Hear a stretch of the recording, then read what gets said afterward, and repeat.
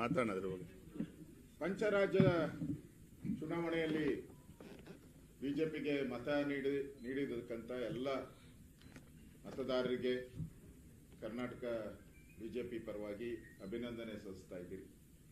ವಿಶೇಷವಾಗಿ ಭಯೋತ್ಪಾದಕರ ಹೆಬ್ಬಾಗಿಲಾಗಿದ್ದಂಥ, ನುಸುಳುಕೋರರ ಹೆಬ್ಬಾಗಿಲಾಗಿದ್ದಂಥ ಬಾಂಗ್ಲಾದೇಶದವರು ಸುಮಾರು 2 ಕೋಟಿ ಜನ ದೇಶಕ್ಕೆ ಬರೋ ರೀತಿ ಅವರಿಗೆಲ್ಲ ಒಂದು ರೀತಿ ಆಧಾರ್ ಕಾರ್ಡ್ ಎಲ್ಲ ಕೊಟ್ಟಂತ ಮಮತಾ ಅವರ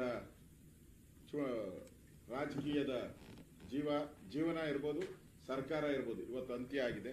ದೇಶದ ಭದ್ರತೆಗೆ ನರೇಂದ್ರ ಮೋದಿ ಒಬ್ಬರೇ ಸೂಕ್ತ ಅನ್ನೋಂಥದ್ದು ಈ ಚುನಾವಣೆಯ ಫಲಿತಾಂಶ. 5 ರಾಜ್ಯದ ಚುನಾವಣೆ ನಡೀತಾ ಇದ್ರು ಕೂಡ ದೇಶದ ಗಮನ ಎಲ್ಲನೂ ಕೂಡ ವೆಸ್ಟ್ ಬೆಂಗಾಲ್ ಕಡೆನೇ ಇತ್ತು.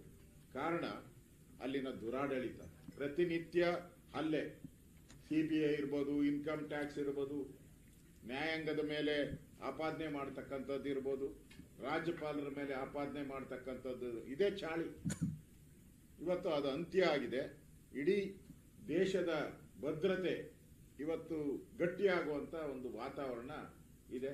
ಸುಮಾರು 15 ವರ್ಷಗಳ ಕಾಲ ಅಲ್ಲಿ ಬೇಲಿ ಹಾಕಕ್ಕೂ ಬಿಟ್ಟಿಲ್ಲ. ಬಾಂಗ್ಲಾದೇಶದ ವಲಸಿಗರು ಏನು ಬರ್ತಾ ಇದ್ರು, ಭಯೋತ್ಪಾದಕರು ಏನು ಬರ್ತಾ ಇದ್ರು, ಅದನ್ನ ಬೇಲಿ ಹಾಕಕ್ಕೂ ಬಿಟ್ಟಿರಲಿಲ್ಲ ಆ ತಾಯಿ. ಇವತ್ತು ಅದಕ್ಕೆ ಅಂತ್ಯ ಆಗಿದೆ. ಇದೊಂದು ಇಡೀ ದೇಶಕ್ಕೆ ಸಂತೋಷ ಕೊಡುವಂತ ಒಂದು ವಿಚಾರ.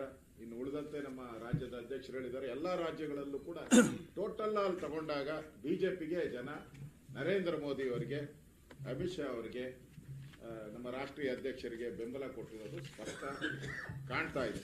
ಇನ್ನು ಮುಂದಿನ ದಿನಗಳಲ್ಲಿ ಕಾಂಗ್ರೆಸ್ ಮುಕ್ತ ದೇಶ ಆಗ್ತದೆ. ಕಾಂಗ್ರೆಸ್ ಮುಕ್ತ ದೇಶ ಆಗುವಂಥದ್ದಕ್ಕೆ ಇವೆಲ್ಲನೂ ಕೂಡ ದಾಪುಗಾಲಾಗ್ತಾ ಇದೆ. ಇನ್ನು